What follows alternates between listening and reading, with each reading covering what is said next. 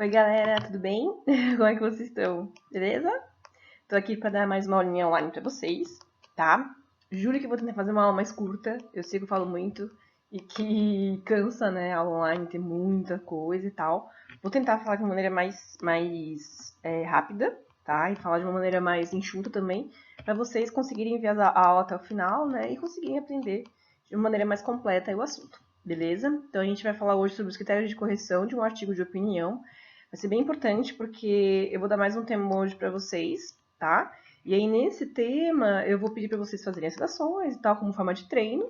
E aí vocês vão ver o que eu vou avaliar de vocês, né? O que o seu texto precisa ter para eu conseguir dar aí a nota 10 para vocês, beleza?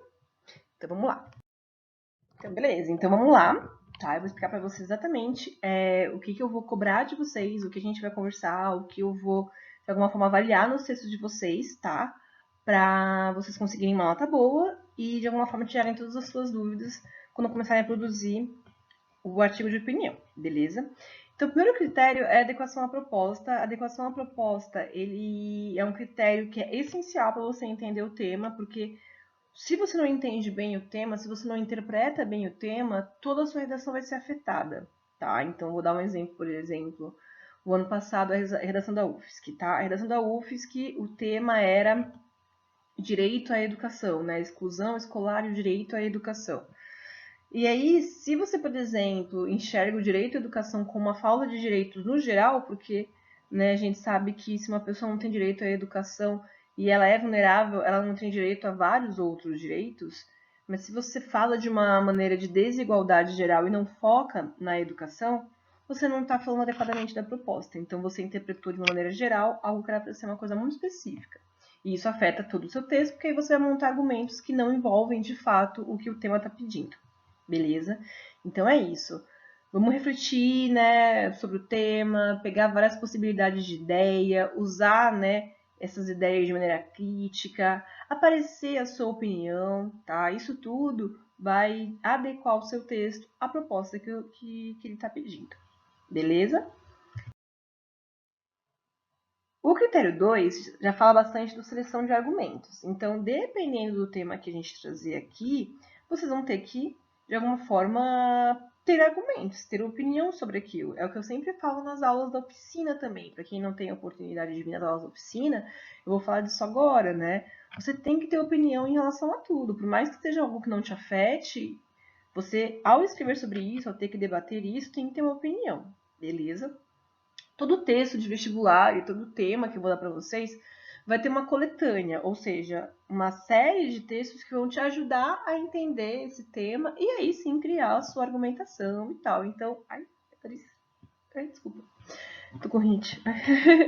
Tenta sempre de alguma forma, ao ler essa coletânea, o que realmente você entende dela, se você concorda, se você não concorda, seleciona bem os argumentos que você vai usar, tá? Seleciona bem o seu ponto de vista, porque dependendo da sua opinião, eu vou concordar com você ou não, beleza? Por fim, tem a coesão. Por fim, não, né? Tem 4 critérios, falta mais um, tá? O critério 3 é a coesão e a coerência, que na verdade ela é uma junção de duas relações: organização de ideias e organização de frases, tá? Então, se você sabe bem organizar suas ideias, se você tem, né, essa característica de leitura, de, né, escrita, prática de escrita e tal, você consegue organizar bem as suas ideias, tá? Se eu apontar para vocês, no seu texto lá, que você está com problemas de coesão, é porque talvez esteja faltando, talvez você não está com essa prática em dia, tanto de leitura como de escrita, e seria importante você começar a fazer, tá? Na parte da coerência, normalmente a gente erra a coerência quando a gente não está muito seguro, tá? Do texto, do argumento que você está querendo colocar. Então, às vezes, você fala, putz, não entendi muito bem, não sei se eu tô, né, não sei se essa é a minha opinião mesmo, tô um pouco em cima do muro, tal. Então, a partir disso, a sua coerência, né, o seu texto vai ficar um pouco incoerente. Então, você precisa ter bastante segurança naquilo que você vai argumentar, né, no seu artigo de opinião, para o seu texto não ficar, né, nesse desequilíbrio aí de não saber exatamente qual caminho ele vai seguir. Tudo bem?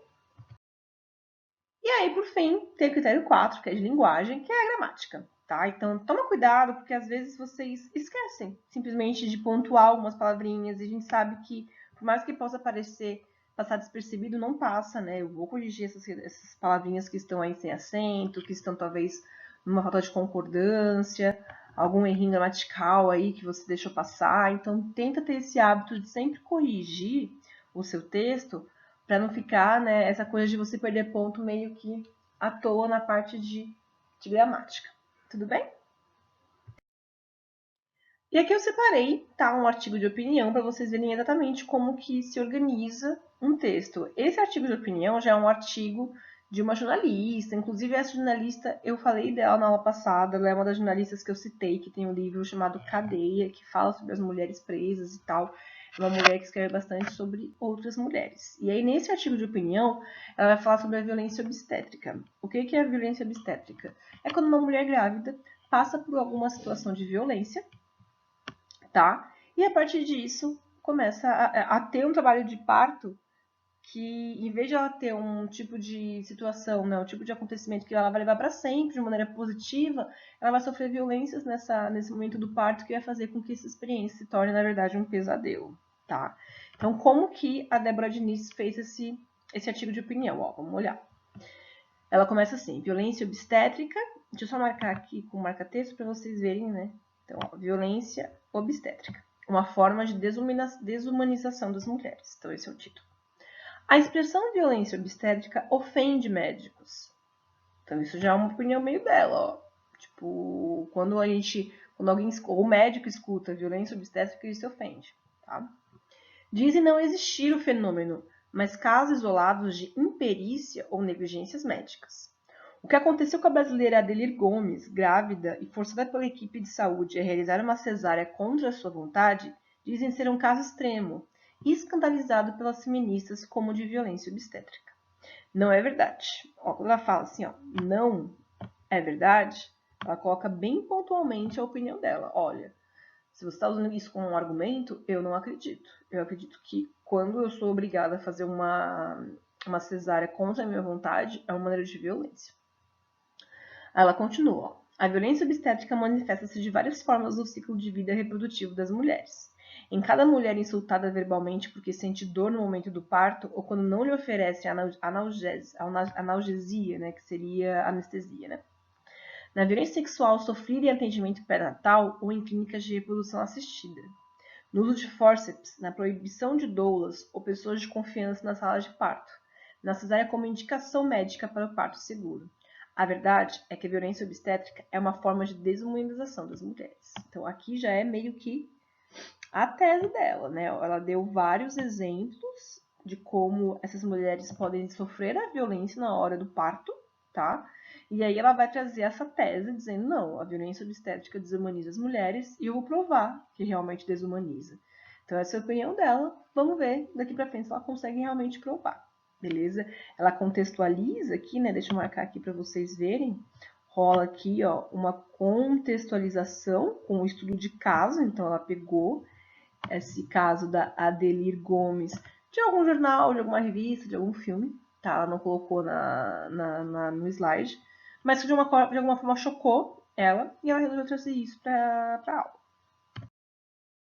Vamos ver agora como que ela vai argumentar, tá? Ó, esse é o primeiro parágrafo de argumentação dela. Deixa eu voltar aqui para o marca-texto. E diz assim, ó, mulheres negras, indígenas e com deficiência estão entre as mais vulneráveis à violência obstétrica. Um estudo da Universidade de Harvard, realizado em 4 países latino-americanos, mostrou que 1 em cada 4 mulheres vivendo com HIV foi pressionada à esterilização após receber o diagnóstico. Evidências igualmente assustadoras foram identificadas no México, onde a Organização das Nações Unidas condenou o país pela esterilização forçada de 14 indígenas pelo sistema de saúde público. No Brasil, um estudo do Mato Grosso descreveu a correlação entre etnia e morte materna. Mulheres indígenas têm quase 6 vezes mais chances de morrer no parto que mulheres brancas. Pouco sabemos da realidade de mulheres com deficiência, em particular daquelas com deficiência intelectual. O senso comum diz que devem viver sem sexualidade e que são incapazes de decidir suas vivências reprodutivas. Então, o que a Débora Diniz fez aqui? Ela quer provar, através de estudos científicos, e essa é a grande pegada tanto da dissertação como do artigo de opinião, de que a sua opinião sem embasamento científico, ela é só uma opinião, ela é só um achismo. Então, toda vez que você quiser me provar que você realmente está certo, você vai ter que trazer de alguma forma elementos externos, tá? No caso aqui, ela trouxe um estudo da Universidade de Harvard, ela trouxe uma pesquisa sobre a ONU e ela trouxe um estudo no Mato Grosso. Opa, foi errado aqui. No Mato Grosso. Beleza? Então, ela reiterou toda a sua opinião baseado em estudos científicos. E aí, para fechar, tá? Para fechar acho que a gente fecha, esse seria o último parágrafo de argumentação dela, tá? Para fechar, ela vai falar bastante, mais uma vez, da opinião dela e de casos. Então, ó, Argentina e Bolívia também avançaram em legislações para proibir a violência obstétrica. Estar livre de violência baseada em gênero deve incluir a violência obstétrica. É preciso avançar rapidamente neste campo, seja pela via legal ou pela transformação dos costumes e práticas. A legislação boliviana menciona a violência contra os direitos reprodutivos. Se devidamente interpretada, a criminalização do aborto ou os maus tratos sofridos pelas mulheres em processos de abortamento nos hospitais são formas de violência obstétrica. Meninas e mulheres forçadas involuntariamente ao parto e à maternidade são casos de violência obstétrica. Por isso, às histórias de dor física ou abusos verbais de nossas mães e avós, devemos somar as histórias da clandestinidade do aborto. As leis restritivas de aborto atingem 97% das mulheres em idade reprodutiva na América Latina e no Caribe. Todas essas são expressões de violência obstétrica, uma forma silenciosa e perene de violência baseada em gênero. Então aqui essa parte é bem interessante, porque quando ela fala que é uma forma silenciosa e perene de uma violência baseada em gênero, a gente já fala sobre a violência contra a mulher como um todo. Então a violência obstétrica também é uma forma de ter aí uma violência contra a mulher. Beleza? Então ela fecha, né? Você percebe que tem muitas repetições. Então essas repetições no artigo de opinião, elas não são um problema, tá? Na dissertação elas são, mas no artigo de opinião elas não são. Então você vai fazer o seu famoso, né? Defender o seu ponto de vista, tá? Claro que com bastante organização para não ficar uma coisa só, né? Essa é a minha opinião e pronto. Beleza?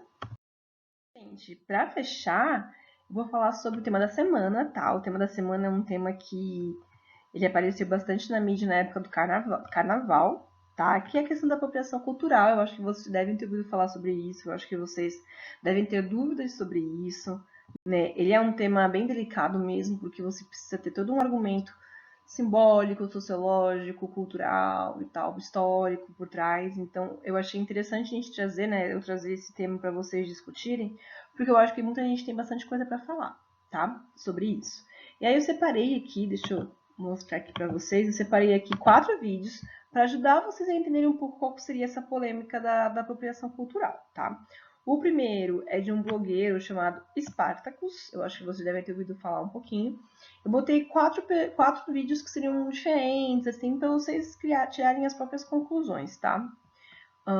Então, esse blogueiro vai falar um pouquinho sobre a apropriação cultural do ponto de vista dele.